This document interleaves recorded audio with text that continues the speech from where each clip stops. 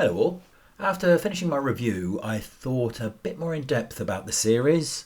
Some things struck me straight away, but others took some time to think about. Now I like to listen to different opinions, so I've seen and read positive reviews who are clearly being forgiving of the massive issues. Which I kind of get. When I enjoy a film or a show, the little nitpicks don't bother me so much. I'm aware of them, but care less as I'm enjoying the ride. I guess some people feel the same here, and that's cool. People can like what they like. Though you have to make a pretty big effort to overlook the problems with this series. I am not listening, which were emphasised by the season-killing final episode. Most sci-fi requires a suspension of disbelief and contain contrivances. Moffat, for example, had a habit of cheating his resolutions in his run, but there are so many here, and some world-breaking. Without focusing on the intentional lack of testosterone in the show, there was no growth or development with this regeneration, unless you count the increasing number of times he cried in an episode. No relationship built with Ruby, and in fact no growth with her either. They were both the same at the end as when they first met. The Doctor makes a comment to Ruby about changing him as he talks about his family now. When did that happen? He talked briefly about Susan in episode 2, and here he says he might go and see her at some point. So you don't even get the payoff to that idea that he now thinks about his family more. So where's the growth? Personally, if it wasn't clear, I don't rate Ncuti in this role. There's no gravitas or depth, and with the exception of the odd scene, his delivery is awkward, over the top, hammy, and unconvincing overall. On the flip side, I may have been unfair to Millie. She's a soap actress with all the inherent limitations, but she has her moments, particularly when she's away from Ncuti and not being carried along by the clown bandwagon. There's a message, of course, and for all those deniers, much like Feige with the MCU, RTD literally said it. On the narrative issues, in no particular order. The 14th Doctor still exists on Earth. Why didn't he do something? He's still the Doctor, and he still has a TARDIS. It's a point I made reviewing The Giggle, much like Cap's epilogue in Endgame. It's not the Doctor's character to do nothing when there's a threat. You never interfere in the affairs of other peoples or planets, unless there's children crying. Yes. But apparently that's not who he is now, and I think we can all see that. Bringing death to death brings life. No, Doctor, it doesn't. That's some mind-bending hokum there, but let's accept it's true and follow it to its natural conclusion. The Doctor drags Sutekh through time to do that. So wouldn't absolutely everybody who's died come back to life and never die? Then you have Sutekh riding the TARDIS for a couple of thousand years, evolving into a big donkey god who talks menacingly but does little else. So what happened here? And here? And here? Remember when it was possessed by a TARDIS-devouring entity? You'd have thought he might have noticed or mentioned it. But most notably, here. So are there two of him now? Did he just stay on one? Now it's not uncommon for a show to do a bit of retconning to build a new idea, but wow, this was done with no consideration to its history, not even to something that happened a handful of episodes earlier. Susan Triad. In an idea somewhat similar to Ego's in Guardians of the Galaxy 2, Sutekh created a Susan Triad everywhere the TARDIS landed. I don't really mind that basic idea. Suspending disbelief, that is, on using the perception filter, okay. And the God of Death can create life, okay, sure. But Susan Triad had a history and a family. Did he create all of that too? Is it all an illusion? I'm guessing not, as she survived after Sutekh died. And the show kind of said as much. Did the God of Death use a perception filter to travel back in time and create a baby Susan? And her parents, obviously. And her grandparents, obviously. And so on and so on. I'm sorry, but that's just abject nonsense. Are all the Susan Triads throughout the entirety of space and time still alive? And who is this? Is this the millionaire tech genius Susan Triad? Did Sutekh create multiple versions, one every time the TARDIS landed? Well, no, because the Doctor's visited Earth countless times and UNIT would have found them all. So there is only one on Earth. And then how did this one get created before the TARDIS landed? I'm sure I could headcanon it away, but really? And now the biggie, the worst bit of self-destructive writing I think I've seen. Ruby's mum and dad are just ordinary people. Apparently, Rey in The Last Jedi was an influence for this. so you have to ask if it's a troll. As hated as The Last Jedi is, Rey being just an ordinary person can work. It feeds into the idea that anyone could be a Jedi rather than someone special. But here it's season-breaking nonsense. As I said, I like the scene where she reunited with her birth mother, but so much that happened in the show makes no sense because of it. Why did it keep snowing? Where did the music come from? Why were the goblins interested in Ruby in the first place? Why was she shown to be special in the Devil's Cord to the extent that it confused and scared a god? Why couldn't the ambulance chase her parents? How does she alone manage to manifest her memories and make the remembered TARDIS real?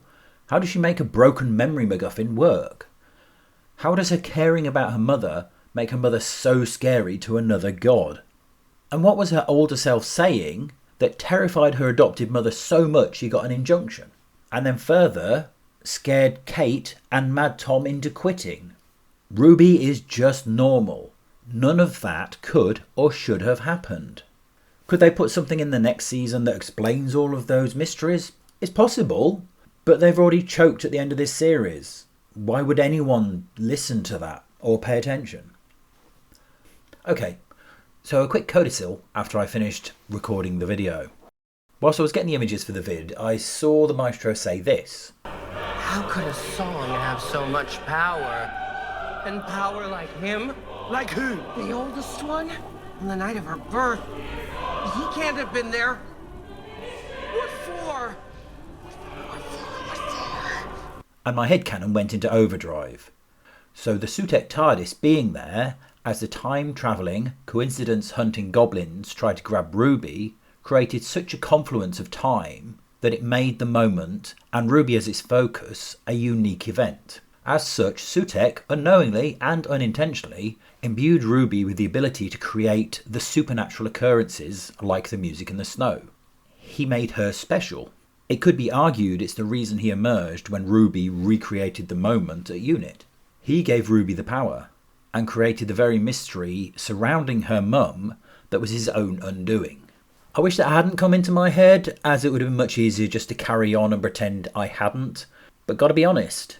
I mean, it's still headcanon because that in itself has more holes than a colander, and many of my points still stand.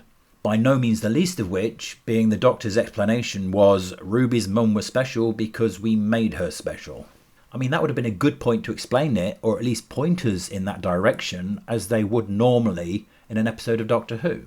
So that means it's either in my head, RTD did a bad job of writing it, or the Doctor's just stupid. Then you have the mystery, and I say that with a smirk, of why her mother was dressed like a Sith Lord, and why she was pointing ominously at a sign. To name Ruby? Really? But apparently that didn't happen the first time and changed when the Doctor arrived. Again. How? Plus, there was no one there to see it. It's a weird thing to do anyway, and then why does Ruby somehow think that's significant? She was just named after the road she was found on, as tends to happen with foundlings. Her mother, despite this weird action, had nothing to do with it. There's no pathos to this moment. It's just nonsense. And so it all unravels. RTD built a fake mystery surrounding Ruby that didn't belong there. Tease after tease leading ultimately to the TV version of erectile dysfunction. Mr. Floppy? Yes, would you mind... Such a disappointment for a girl! It's nonsense piled on nonsense, with a few good ideas that went unrealised, that failed to develop to their promised potential with an uninspiring Doctor clowning around and crying. But don't take my word for it. Everything has its time and everything dies. I demand orders! They're never gonna come! Your race is dead! You all burn, all of you. 10 million ships on fire. The entire Dalek race wiped out in 1 second. You lie! I watched it happen. I made it happen! You destroyed us!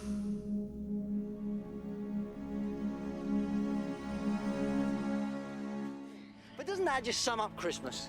You go through all those presents, and right at the end, tucked away at the bottom, there's always one stupid old Satsuma. Who wants Satsuma?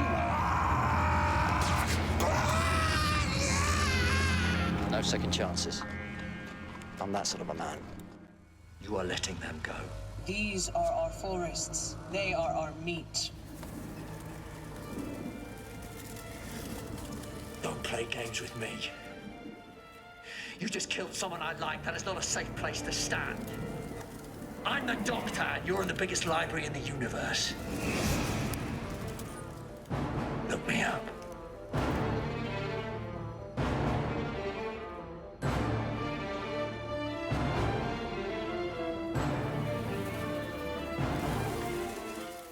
You said we die! For the future, for the human race! Yes, because there are laws. There are laws of time. And once upon a time, there were people in charge of those laws, but they died. They all died. Do you know who that leaves? Me! It's taken me all these years to realize the laws of time are mine, and they will obey me! Okay. One more, just one. Is this world protected? Because you're not the first lot to have come here. Oh, there have been so many. And what you've got to ask is, what happened to them?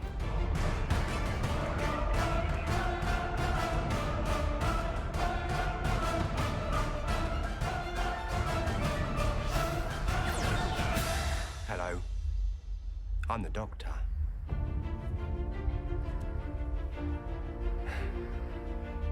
Basically, run.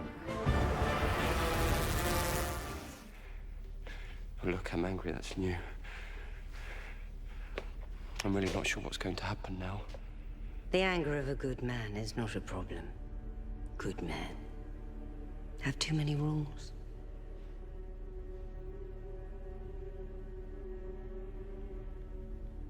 Good men don't need rules. Today is not the day to find out why I have so many. Give the order. I tried to talk. I want you to remember that. I tried to reach out. I tried to understand you, but I think that you understand us perfectly. I think that you just don't care. And I don't know whether you are here to invade, infiltrate, or just replace us. I don't suppose it really matters now. You are monsters! That is the role you seem determined to play, so it seems that I must play mine. The man that stops the monsters. You don't understand. You will never understand. I don't understand? Are you kidding me? Of course I understand. I mean, you call this a war, this funny little thing? This is not a war. I fought in a bigger war than you will ever know. I did worse things than you could ever imagine. And when I close my eyes, I hear more screams than anyone could ever be able to count. And you know what you do with all that pain? Shall I tell you where you put it? You hold it tight till it burns your hand. And you say this: no one else will ever have to live like this. No one else will ever have to feel this pain. Not on my watch. Got a suggestion for you, then. Oh, there's a novelty. Don't die. Because if you do, I think everybody in the universe might just go cold. Can't I ever have peace? Can't I rest? Of course you can. It's your choice. Only yours. We understand. No. No, you don't. You're not even really here. You're just memories, held in glass. Do you know how many of you I could fill? I would shatter you. My testimony would shatter all of you. A life this long, do you understand what it is? It's a battlefield, like this one. And it's empty. Because everyone else has fallen.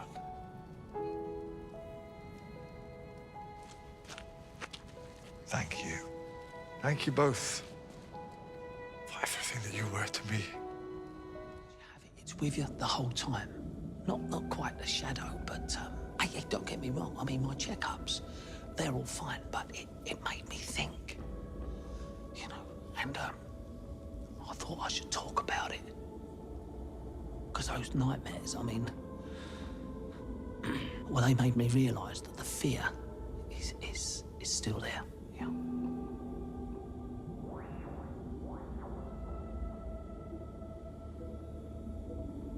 I should say a reassuring thing now, shouldn't I? Yeah, probably. I'm still quite socially awkward. So I'm just going to subtly walk towards the console and look at something. And then, in a minute, I'll think of something that I should have said that might have been helpful. Okay. Well, I'm glad we had this chat, eh? Yeah. There's always a twist, there's always a twist, there's always a twist at the end. Come with me and you'll be in a world of pure imagination. Take a look and you'll see into your imagination. Classic.